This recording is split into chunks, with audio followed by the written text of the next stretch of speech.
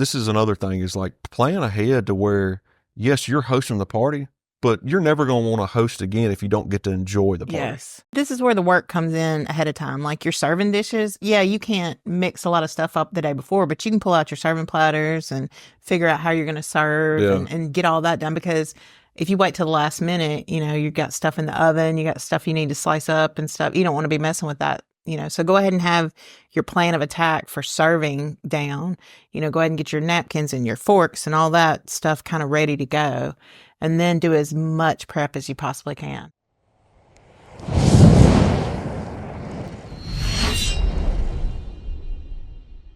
Welcome back to the Out the Smoke podcast. I'm Mark. We got a very special guest today. I would say probably so far the number one most special guest. You say that to all your guests. You're my first guest. But we got Miss Rachelle Reed in here with us. You want to tell them a little bit kind of how we met and what got this relationship started maybe? You and your brother, Jamie, came to one of our barbecue classes. 2013. 2013? Wow. Anyway, that's how we met. Y'all started competing in barbecue. We were kind of in the same town, same area. And we just became friends and, I don't know, bonded over barbecue. Yeah. And then... your story's a little different than I remember, but we'll go with that one. That one's the good one.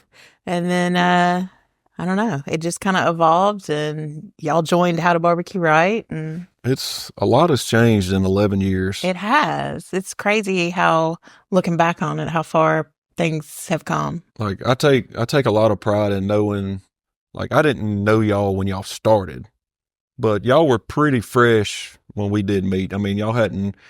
We were still packing boxes in the garage, yeah. So, like, I kind of see the whole story, and people always ask, like, do you hear Malcolm and Chelle's story? Yeah, I hear it. I seen it. I was part of it. Like, It's pretty cool to see that, So, congrats for the great success. And, this is kind of all new to us here, Yeah, this is like a little offshoot kind of How to Barbecue So, Right. What's it like being on this end?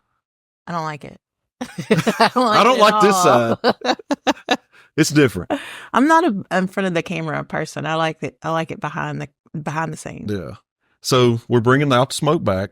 This will be kind of our first episode of the series, and we're talking Christmas and holiday parties.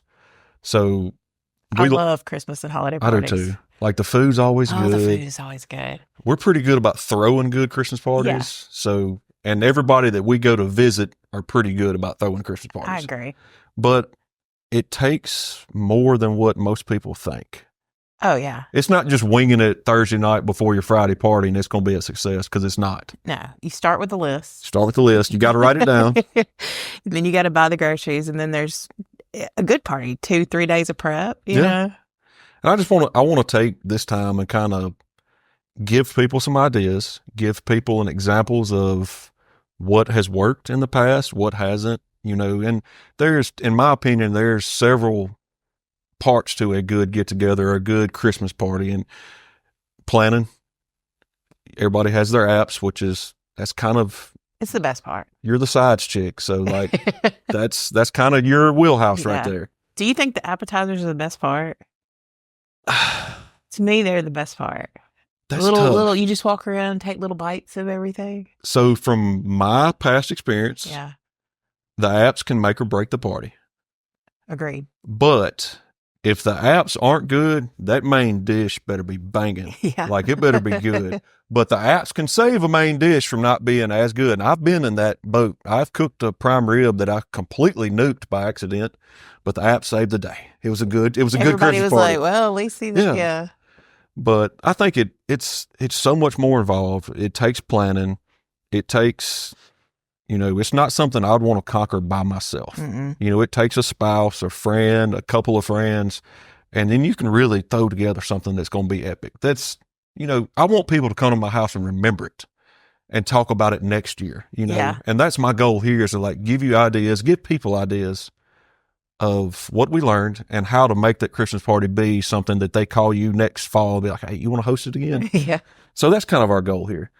And you kind of did the same thing, but me and Malcolm are really bad about, we take care of everything. If you come to a party at our house, don't bring a dish. Yeah. Bring a bottle, bring something to drink. Maybe a sweet maybe snack a dessert later or something. Yeah. But we like to take care of everything from start to finish. I agree. Because, you can control it. You can control it. You show off a little bit, Because if that's your wheelhouse, you want to show it off a little bit. I just got back from a Thanksgiving get-together in Indiana. Thank you, the Craigs, for inviting us. I loved it. It was great. But going to like a different place and not having control over everything, it's different. And I tried to like pump my brakes up there. Like me and Emily were like, we're going to do this, this, and this, and that's it. Like, don't have any input. I want to try their Thanksgiving, and it was great. Like, but it's different. Yeah. Have you ever seen that commercial where the woman talks about bringing the whole Thanksgiving dinner and just working it in? She's just sneaking it all in. Yes. You just about have to. Like, but I think it gives everybody opportunity to kind of get you a taste of what it's like on the restaurant side of things, like, and the catering side of things. Because if you tackle a big get-together together by yourself, you're getting the full dose of prepping, cooking, getting frustrated, probably getting into an argument with your wife or husband. Like, it happens. But you get a taste of that. And I think a lot of people get a little taste of that and they realize, hey, this life is not for me. This is good for once a year, but we've done it. We've catered before and be like, nope, we're not going to open a restaurant. Like, we're not. It takes a lot longer than you think it does, too. The prep and the planning and stuff like that. So we're going to start off with your childhood. I'm going to kind of break script a little bit. We all had childhood sides. We're going to start. You're my sides girl. Like, that's what we're talking about. Apps, sides, finger foods. And we need to kind of determine the difference in those two. But what is something that sticks out in your mind as a kid that was a side or appetizer growing up?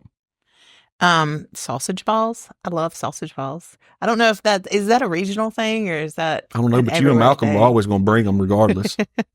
It's basically Bisquick, sausage, and cheese. And there's a lot of different, variations out there. You got the ones with the lobster, red lobster mint. Oh, I'm not a fan of those. I haven't tried them yet.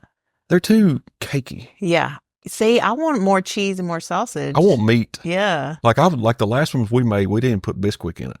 Like, I took Townhouse crackers and crumbled up just like a half a sleeve of them, and that was it. Oh, that's a good idea. Because they're buttery. Yeah. And they'll absorb your grease from your sausage, and it doesn't give you that. See, you give me a dry sausage ball, that's the worst. I know, me too. But when they're moist and hot and fresh, and we use them a lot for breakfast. They're not just a side dish or an appetizer, yeah. And you can take that, like, we've done it before, like the breakfast style. Emily's took like day-old biscuits that she made like for Christmas, because you're always making biscuits at Christmas, and she'll crumble them up.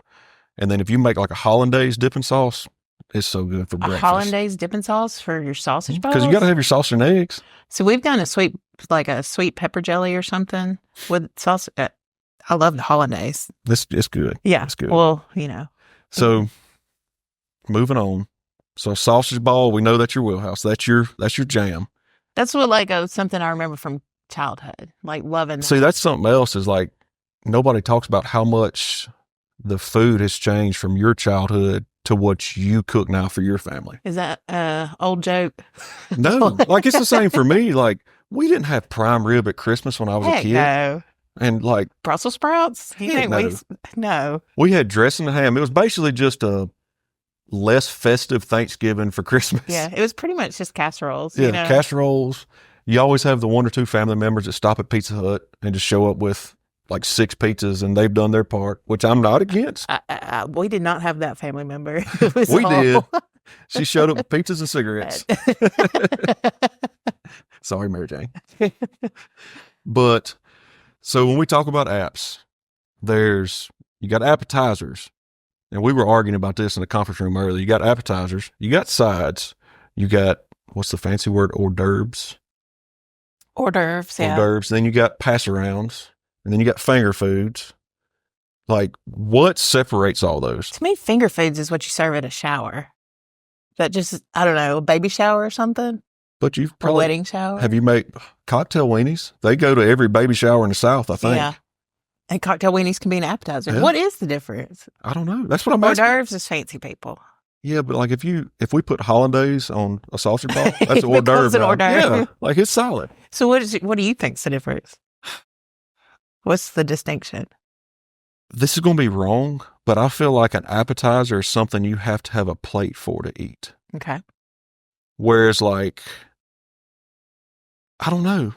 That's a good point. Like, if you have to have a plate for it, or do you just walk around and pick it up and pop it in your mouth? Like, pass arounds to me would be like that. Something that you could go over there like a rib. Like, we don't have ribs for Christmas. I have. But for instance, if you had, like, y'all's fantasy football. Yeah. Y'all cook ribs. That's something you can grab a rib bone, have a drink in one hand, and go, like, fellowship, you know? I don't know. So does that become a finger food? In my opinion, yeah. Ribs are great finger food. But, all right, so mashed potatoes are a side, right? Mm-hmm. Macaroni and cheese is a side. One of the best, yeah. But you turn around, I've seen and ordered macaroni and cheese for appetizer at a restaurant. It would be like fritters or... Yeah, I've said fried macaroni and cheese balls. Yes. Ooh, dipped in ranch. I know. That's not really a Christmas or holiday side, though. That's more like bar food. But... And and bar food, too, you got to worry. I mean, add another one. I need a sixth finger. So, all right, then what technically makes it a Christmas appetizer then? Because see, to me, it's all about like what I remember as Christmas or what, you know. I don't want mozzarella cheese sticks at my Christmas dinner, but like if somebody had like a nacho bar over there, that's good food's good food. And then like you've got like spinach dip, you know, the cold Knorr spinach dip. I love that growing up. I still love it. It's so good, but I only ever even think about it Thanksgiving, Christmas, you know? So did you hear me telling Malcolm the other day on the phone about what Alec done with the spinach dip? Probably not. So this is might have been on speaker. This was a side. This was an appetizer, and this could have been a finger food. So he took turkey, shredded it, mixed it with store-bought spinach and artichoke dip, folded when you say spinach and artichoke, like just out of the deli section? Just out of the deli, cold, and he mixed it up, and it was a good spinach and artichoke dip for store-bought. And then put it in a wonton, folded it over, fried it. That was so good. That was one of my best bites this past weekend. Was there a dipping sauce? It didn't need it. I mean, it was perfection. And they do a thing where at the end of each, like I guess Thanksgiving meal, everybody votes their best bite. And he won it last year. And I'd have to agree, like, that's a good bite. I like that. Everybody votes their best bite. Yeah, like it's not like a contest, but you say, hey, what was your best bite today? And I would say it would have been that or maybe a cinnamon roll. I had homemade cinnamon roll that was just fine. It's gooey in the middle. And see, that could be a side. Cinnamon rolls don't have to be dessert. Oh, I use them for breakfast. That's our Christmas breakfast. It's cinnamon rolls. So what is a side that you say is a no-go? Something that is not Christmas. Coleslaw, potato salad, you know. No 4th of July sides. Yeah. All the stuff that you associate. And see, I don't think baked beans out of. I don't want a cold side at Christmas. Yeah. I do broccoli salad, and that's cold. Yeah. And I always serve that because I do feel like we need something. Fiber. Yeah, some fiber mixed up in there. Everybody needs a little fiber. Even though it's got bacon and mayonnaise in it, but still. But anything you associate with summer cooking. So on the sides and stuff, do you usually try to do that in advance? Oh, as much as I can. So what are some good examples of stuff you can do the day before that'll hold, that is easy? Like this, just past Thanksgiving, I did sweet potato casserole. Mm-hmm. You can do it all, have it ready to go in the oven, you know, make your sweet potato, do your topping, put some foil on it, put it in the fridge, and you're good to go, you know, the next day. Mm-hmm. So all you got to do is bake it the next day. Mac and cheese, same thing. Assembled it, topped it, put it in the fridge. So anything like that. My broccoli salad, I do all my dressing and keep it separate, and then do all my chopping and my prepping and mixing all the, you know, salad ingredients and keep those separate. And then right before you serve it, you mix it together. Do you make that dressing from scratch? Yeah. You do? I couldn't remember if it was like a kit or what it was. It's just mayonnaise, sugar, and vinegar. Apple cider vinegar. Mayonnaise. Oh, if I'm cooking, there's going to be a lot of mayonnaise. There's going to be mayonnaise. There's going to be mayonnaise. There's going to be butter. There's going to be some kind of carb. Gotta have that. Cheese. I mean, so... I cook good. I don't cook healthy. I mean, there's a difference because we tried the whole eating healthy thing, and You got to have butter. Yeah, I mean, we do that on Monday through. Monday through Thursday. Yeah. Wednesday. Depends on how the week's going. But you can always judge our weeks at the office if we go to Mexican on Wednesday night or Thursday. Yeah. It's like, it was a little tough this week. We're going to go on Wednesday night. But so that's kind of what we did for this past weekend. We went to Indiana for Thanksgiving. Me and Emily prepped everything we had the day before, everything that we could. I done the dressing, which I don't know. I mean, I've had dressing at Christmas, but to me, dressing's Thanksgiving. Yeah. Like, I agree. I had to make dressing. These folks have never had dressing. They're all about the stuffing. And they heard I was making dressing, and guess what? There was not any of stuffing. What, they got rid of it? Mm-hmm. They just didn't cook it? They didn't make it. And I was nervous. Did they like the dressing? They told me they did. I thought it was delicious because I'd done like a pork sausage, like a breakfast sausage and dressing with turkey. I used our sausage seasoning for the sage, and like it was good dressing, but I know they're not used to it. So I was nervous. Yeah. And that's another thing. Like, it was foreign too. Yeah. But everybody raved about it from what I can tell. And I guess that's something to think about too, is where you're going. Yeah. Like if you're cooking local, do your normal stuff. But if you're going somewhere or traveling, that throws a kink in everything as far as prepping, what you're cooking. Like you may not have an option to cook when you get there. Yeah. So you might have to hold something, and we get more questions on how to hold meat or how to hold sides or how to hold anything for extended periods of time. And that's something you learn catering, and it's a challenge. It is. And dry coolers work, I mean, they got 1,000 things now. Like when we started, like, have you seen the soft-sided, what do they call it? The rest and wrap thing? You know how we got our little insulated casserole things? Yeah. It's like a bigger version to like wrap bigger things in, or meats, or it's like a holding blanket, I think. You just got handles and everything. It's pretty nice. But I ordered something off TikTok Shop. It's a heated mat, and you set your casserole dishes on top of it. It works really good. I used it for Thanksgiving. I wonder if that'd be legal in a barbecue contest. It's outside source. It's an outside heat source. I don't know. And I used it to rise the rolls because I was rising rolls. Really? And I put a pork rack on top and then put my rolls on top of it and put it on the lowest setting, and it rose them faster. So are rolls a side? I don't know. Are rolls a side? I think they're filler. They're their own thing. An accoutrement? I don't know. They never use that fancy word. I think they're their own thing. Now, if you get a roll, but you got to have some. You got to have rolls.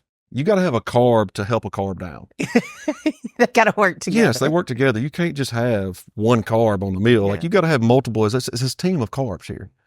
But I will say, what kind of rolls did you do? Did you do the frozen dough balls? Yeah, we do the Rhodes. They come in a little ball, frozen. The butt cheek rolls? You put 2 in a pan? No, see, Malcolm likes to put 2 in a pan, but I feel like they don't rise as well, and they get a little doughy in the middle, like they just don't cook right. He likes them that way. I just do a single one, but I use a cupcake pan, and put 1 in each cupcake pan. You taught me this, and I don't know that you taught me this. It was back, I think one of the first hog videos we done. I think it was the one where it was me and Heath and Jamie, and I think Waylon come over. It was a New Year's Eve hog. Mojo. Yeah. And we cooked some rolls the night we were prepping the hog, I think, for supper. And we let them rise, and we were just going to throw them in the smoker. Well, I didn't know you could jiggle a roll and it would deflate. Mm-hmm. And you were like, hey, be easy, don't shake them. And I just like pitched them up in there, and we opened the smoker. They were like pancakes. I didn't know that could go on. It's just like a cake. You can make a cake fall and stuff. So how do you know when they're perfectly risen? What's the telltale sign? All right, they need to go in the oven. Because you can rise them too much. You can rise them too much. You just got to know when they get to that point. I guess it's only knowing what container you put in, know how far they're going to go. When you want them, like when they start looking like, yep, that's the shape I want them, Get ahead of it. Yeah, that's the shape I want them. Go ahead and get them in there. So do you butter when they're completely cooked or halfway through the cook? I usually do right at the end, butter them and let them go just another minute. Sprinkle salt? Because I feel like, oh, no, I didn't this time, but I like it. You got to have the coarse salt. And there is a difference in salts on that. Okay. What's the difference in salt? So you got, like a lot of people's going to grab table salt. Mm-hmm. It's going to be too salty. And then you got like the coarser salt, which is going to be gritty. Jay brought me some shaved salt, and it's like the real flaky, and it almost like when it touches your tongue, it melts. So good on a roll.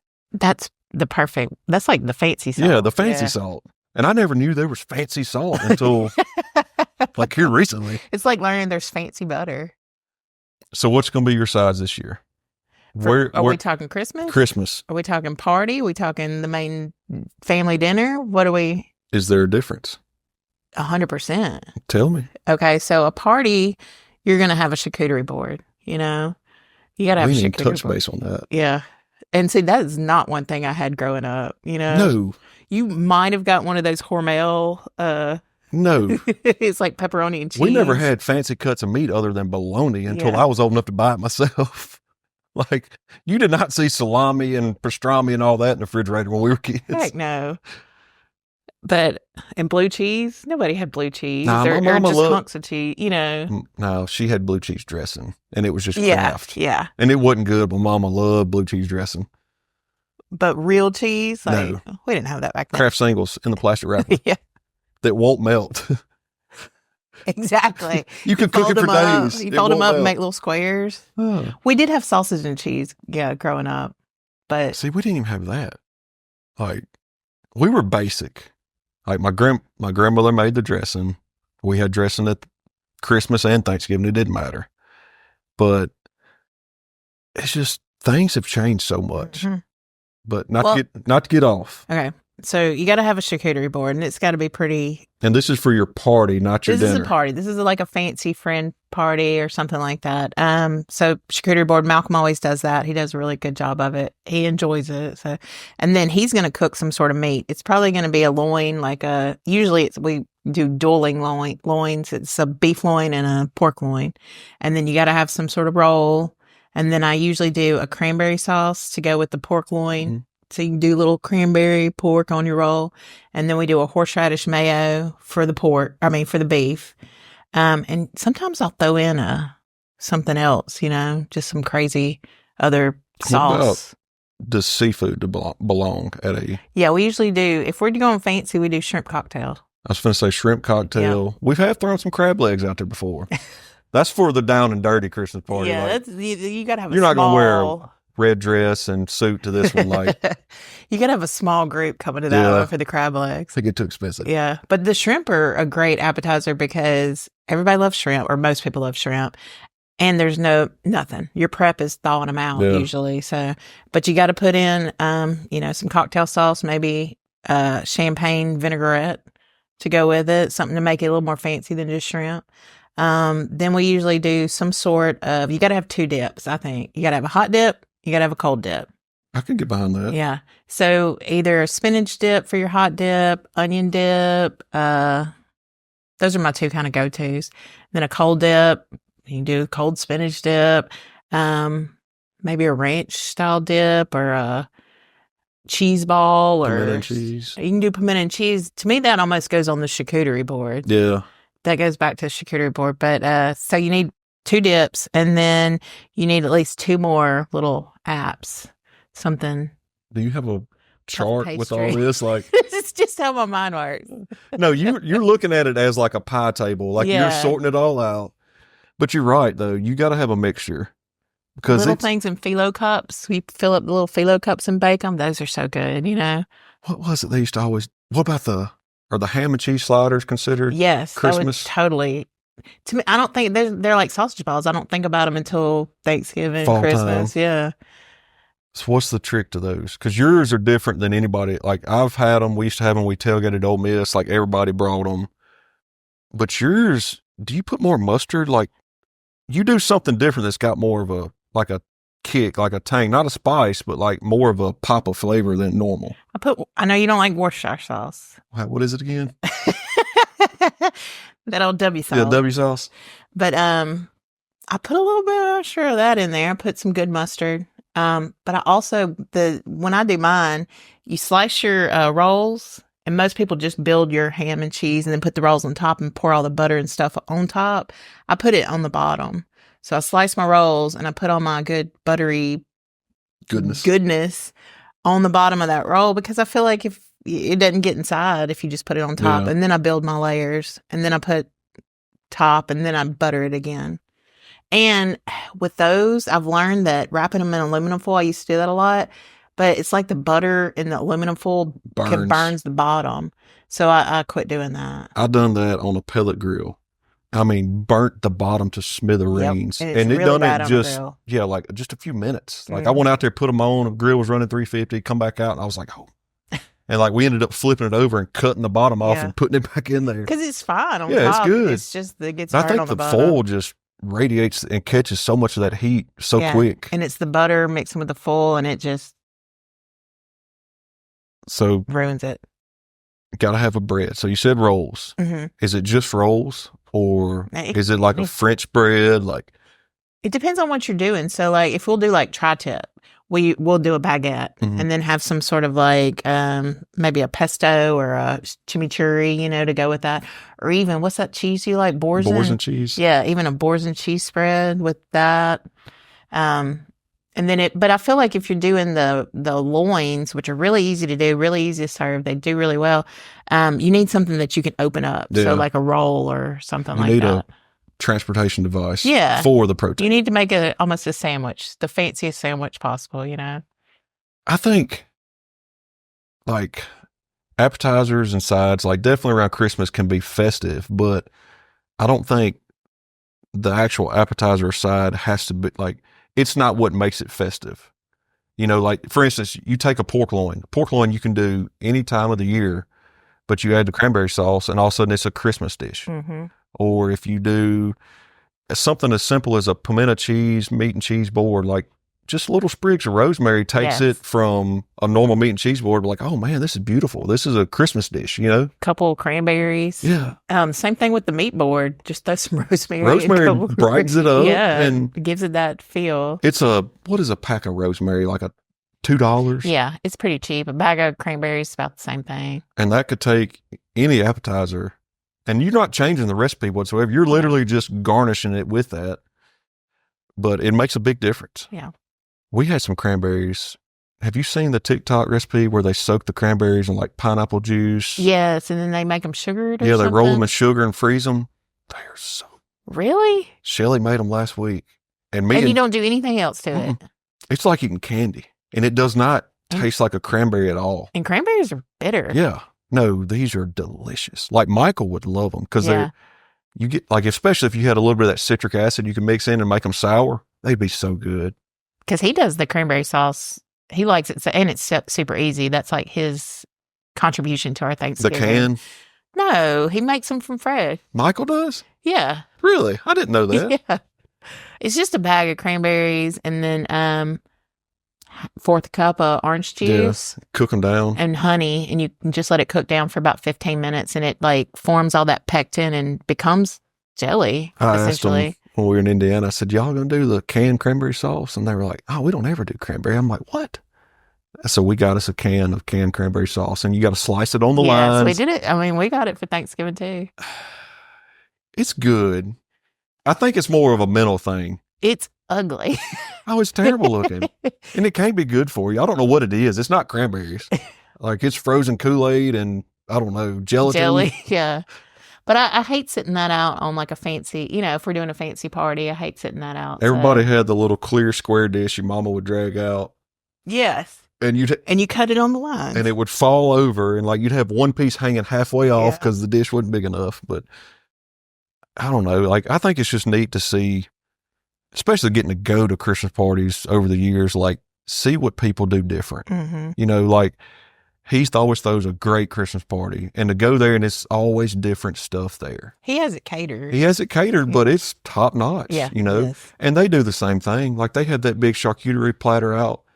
And it's the same. They usually do some shrimp and they usually do a meat with a roll. Was it the catfish dip that year that was so good? Yeah, smoked catfish dip. Yeah. And that's something I never would thought about cooking at Christmas. I'm not going to smoke catfish anyway. Catfish supposed to be fried, but I don't know. It's just neat to see that. And like their meat and cheese board was nothing special, but they done what we said. They had rosemary. They had some apples out there. And I mean, simple garnish, edible garnish at that makes a huge difference. Yeah. And charcuterie board is something you can assemble, put saran wrap on it, put it in the fridge, and, get to doing other stuff. I think so. It's a really good thing to serve.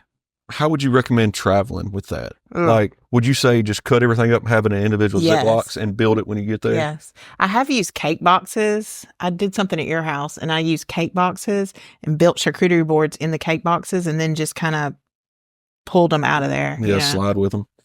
That would be good. So you could do that. But don't leave spots for your little bowls and your, and assemble that there. How do you know how to lay one out? Because that's an art to that. You just start.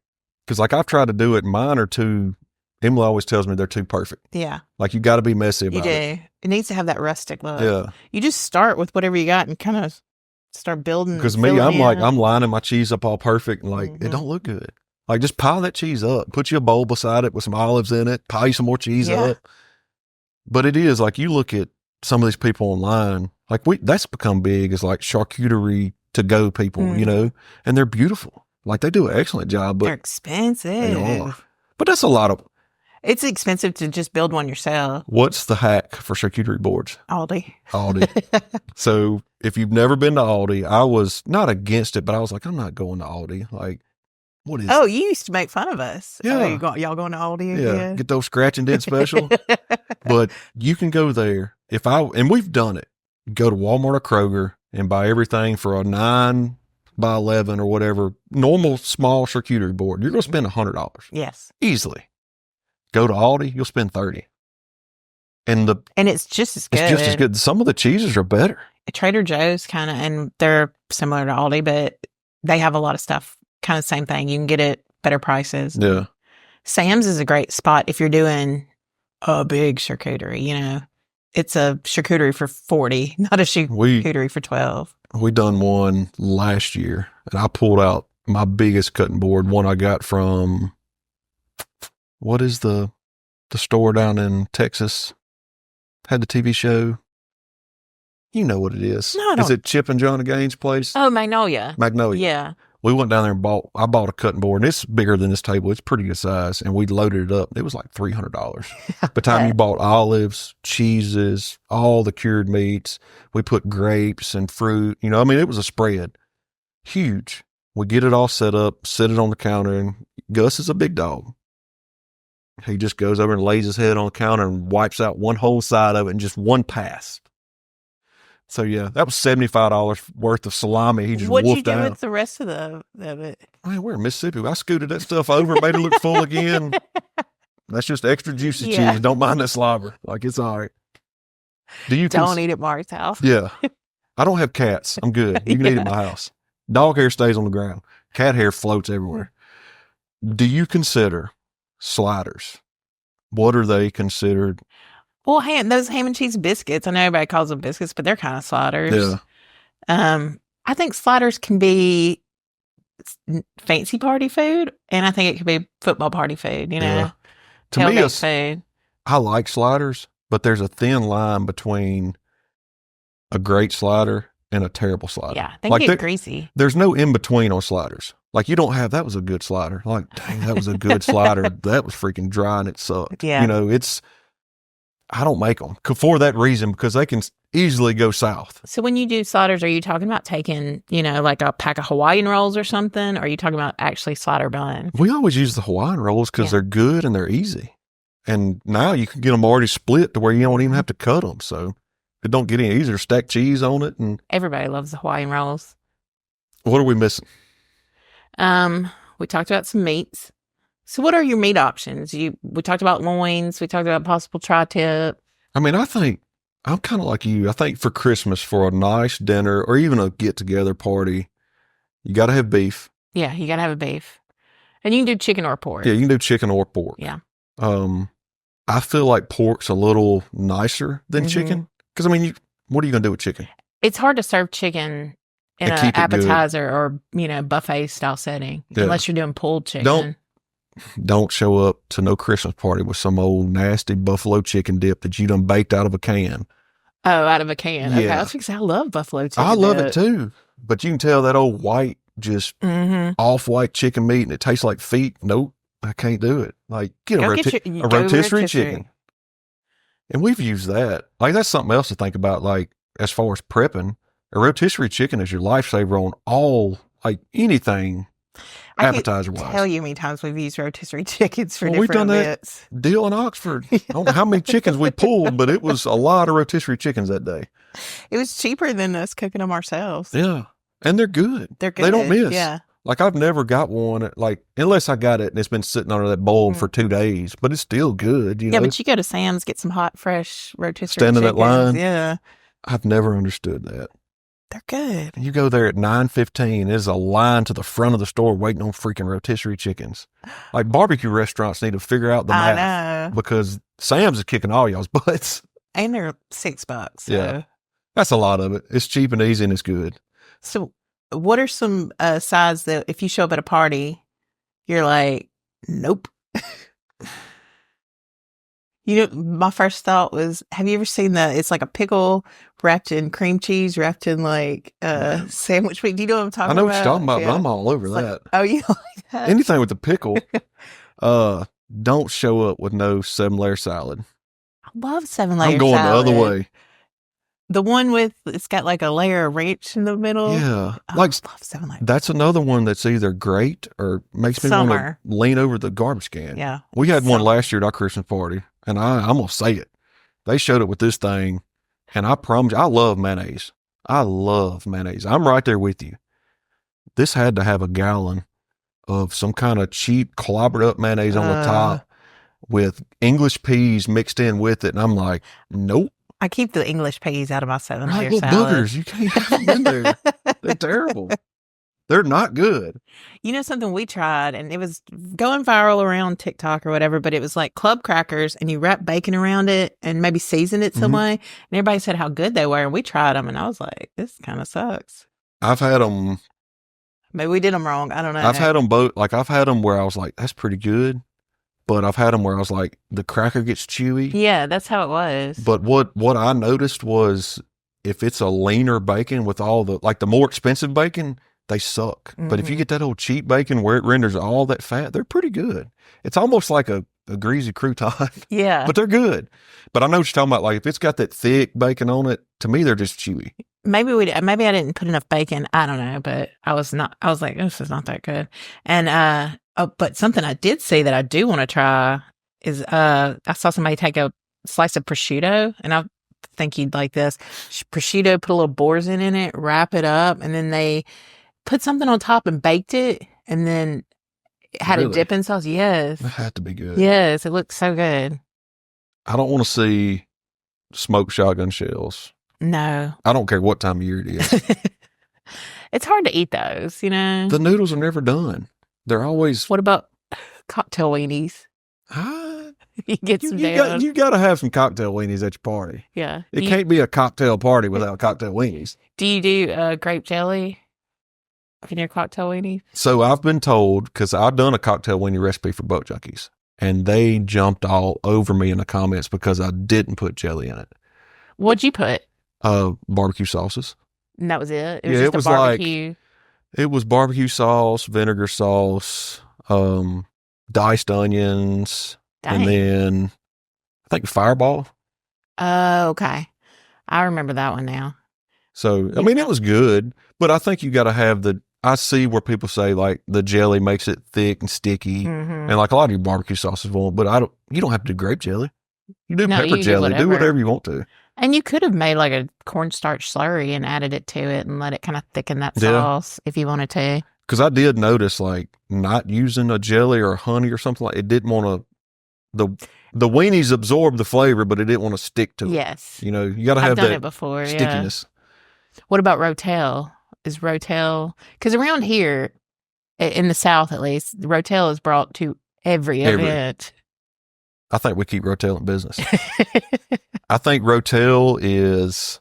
Which just is cheese dip. Cheese dip. It's cheese dip, yeah. You got to have some meat. Like Christmas time, you splurge a little bit and either you put ground beef or pork sausage in a Rotel. Keep the ground beef out. It doesn't give enough flavor. Sausage is where... I love ground beef. You like the ground beef one? I want the sausage one. But I like burnt ground beef in it. What? Like you hard fry it in a skillet, like get it done and just let it keep cooking. Kind of like the outside of a smash burger. Yeah, where it gets crispy. Yeah. I'll do that with my sausage too, like overcook the sausage and get it crispy. And then when you put it in there, a lot of times it'll rehydrate with whatever you're putting it in. But I don't know if I would call for the family Christmas, yes, 100% we're having rotel. Mm-hmm. But for a fancy Christmas, like a fancy dinner, we're keeping it a little fancy. We might put it on fries and call it fancy. We could do rotel fries. Do you serve fries at fancy dinner parties? Truffle fries? Heck yeah. I can see truffle fries working. My problem with that is they're only good for, you pull them out of the grease, truffle them up. You got a 15-minute window to eat them fries. You got a 15-minute window to eat those fries. Otherwise, they're not good. And to me, party food is something that needs to be set out for a little bit and, graze. You want to graze. So do you do your party in waves? Like, do you have all your appetizers sitting out before your guests get there? That way they can come in, fix them a drink, have all that.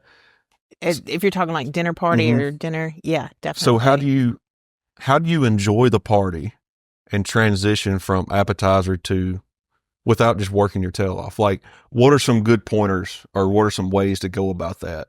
Martinis? I don't know. Jack Daniels. Just knock the edge off. Well, I mean, that is the thing is like, I always try, and this is another thing, is like plan ahead to where, yes, you're hosting the party, but you're never going to want to host again if you don't get to enjoy the party. Yes. And this is where the work comes in ahead of time. Like your serving dishes, you can't mix a lot of stuff up the day before, but you can pull out your serving platters and figure out how you're going to serve and get all that done. Because if you wait till the last minute, you've got stuff in the oven, you got stuff you need to slice up and stuff. You don't want to be messing with that. So go ahead and have your plan of attack for serving down. Go ahead and get your napkins and your forks and all that stuff kind of ready to go. And then do as much prep as you possibly can. Do you draw a plate map? You have. Before. You have. And that's not a bad idea. No. Because if you're having to put all this food out, you got to make it flow. And women are better at that than men any day. I realize I have a problem, but have you ever gone to somebody's house and like the dip's over here, the chips over here? You're probably talking about my house. Not yours, but everything's just chaos and there's spoons over here. It makes my brain itch. I want to put everything in a nice little line so that. All right, I'm going to get you back on this. Why? Because women, it's a new thing. And I want to know why. You go to camp. The paper towels are not by the sink. Me? Yeah. It's on the opposite side of the kitchen. Yeah, but that's over in the corner. Paper towel's supposed to go in the corner. Yeah, but there's no water over there. In the middle. That's true. Move them. You would move them back. They wouldn't make it there 20 minutes. Well, see, that comes down to it's got to look good, and then it's got to be practical. Yeah, see, no. You got to, and we're just as bad, which look, ours is by our hand wash sink. But I never use our hand wash sink. I always use the big sink, and the paper towels aren't by it. And I'm like, this drives me nuts. Y'all want to lay out a line for food, but y'all can't even put paper towels by the sink. Like, it's killing me. But that is something to think about is like, do you start with your silverware, your plates, your napkins. Mm-hmm. That should be at the front. Front. Is your sides first? Definitely. And then the meat's finished? If we're talking about dinner, yes. You start off with and this is a catering thing. And this is just how caterers do it. And they do it for cost reasons mostly. But you start off with your cheapest sides. You start off with the lesser sides. Then you work up to the big, fancy, expensive sides. And then you go to your meats. And you have your breads kind of sprinkled out. And then you always put napkins at the end too. Because somebody's always going to need napkins at the end of the line. Yeah. Because or like me, I always forget my silverware. I get the plate. And I'm like, crap, I didn't get this. And then you got to get back in line. Yeah. And then I think you got to have a separate drink station, completely separate, maybe two, depending on how big your party is. Because you don't want people trying to make a drink getting in the way of the food line and stuff. Right. What are your drinks you're going to serve? You got to have, in the South, you got to have your teas, got to have your waters. Are we talking family? Or are we talking Both. Like a party? Okay. Like, I feel like either or, like for us, my family's not a big drinker or anything like that. So we don't have a ton of drinks or anything like that. But like we still try to separate the water from like, say, the diet drinks or whatever, or the teas. I agree. You got your teas, and then you get your water, maybe some sodas for the kids or whatever. The biggest thing that I think we always forget until the day of is ice. Like everybody's like, hey, can you stop and get ice on the way? Like you're going to get that call at Christmas. And if you're the ice person, your food sucks. You want to be the champion? Just go ahead and swing through and pick up a bag of ice. Just pick up the ice. You'll get the brownie points. Yeah. They won't ask you to make food. Just bring the ice. Every event I've ever done, I mean, as many times as we've done events, we've done events up here and had to send Jacob or Tyler, one of them, like, hey, crap, run out and grab some ice. But it could be like, that could be the make or break of the party. If you run out of ice, you're done. I don't care how good that prime rib is. Yeah. But I feel, if we're talking drinks, I feel like, because I know a little something. That's your cup of tea, and it's not tea. But for like the family events, you got your tea, water, soda, maybe a lemonade or something. Or at Christmas time, we do a sherbet punch. It's just a tradition, you know. But for a party, I always make a sangria or something like that, and then we might make a whiskey punch too. And then you got your regular bar. They done a punch, and I think they called it slushy punch or slushy something. But they make the punch and they freeze the whole ball of it. And Shelly's mama got over with the ice pick and just went to town and made a big bowl of slush. And like it was like a icy. I forget what they call it. It was so good. What did it have? It didn't have booze in it. Okay. They had the booze sitting beside if you needed to top it, but it was just regular. But as the party went on, it stayed cold because it was so much ice in there, and it never would melt. Like it stayed slushy for hours. And we'd go over and get you a little slush, whatever it was, slushy juice. I don't know what they called it, but it was good. It's like with the sherbet punch. Yeah. It just keeps floating, and everybody has a different punch recipe, but they all taste the same. Yeah. Like everybody has different ingredients, but you go there and they all taste like that wedding punch everybody grew up drinking. That's exactly what this is, that old school wedding punch. Yep. And you better buy your sherbet now because they won't have it come Christmas. Yeah. All right, Chelle, we're going to wrap it up, but I want you to lay out the perfect Christmas dinner, start to finish. Like give me, if you was going to somebody's party. If I was going to somebody's party? If you was going to somebody's party and you got in the vehicle at the end of the night, you looked at Malcolm and said, that was perfect. What would it look like? Well, just off the top of my head, it's going to have some prime rib or like, you know, strip loin or a good cut of beef. It's going to have a good cut of rare beef. You're going to have some sauces to go with that beef and some rolls. Then I want a couple of good sides. One thing that we always put on our Christmas menu is a spinach gratin. It's like a hot spinach gratin. We didn't think about that. Yeah. I wouldn't be opposed to mashed potatoes or mac and cheese, you know. But they better be good. They better be good. And I love like a green bean, but I don't want it in casserole form. I like the little bundles or sauteed, you know, green bean almondine or something like that. We don't want them to squeak. Yeah, you don't want them to no squeak. No squeaky green beans. But you don't want them to be mushy either. It's a fine line. Maybe some asparagus, hollandaise, and then some really good apps. A good charcuterie board. Shrimp cocktail. A lot of good drinks. Mushrooms. I think you got to have mushrooms in there. If you're doing beef, you need, we cater a good many Christmas parties and we do prime rib for them. And I always try to I'll take that big roasting pot, fill it up with mushrooms, and that's where I make my au jus for the prime rib. So like you can get mushrooms, or if you want the au jus out of the mushrooms, you just scoop it out over, and it kill two birds with one stone. It's easy because you can make it that morning. You can't overcook a mushroom. Just let them cook all day. Yeah. Just let them go. And we do them on the stovetop a lot, but you can put them in a crock pot and they're just as good. So they stay warm. And stuffed mushrooms, that's a great appetizer. What was it we had what was that? We had stuffed mushrooms somewhere. Recently? Yeah.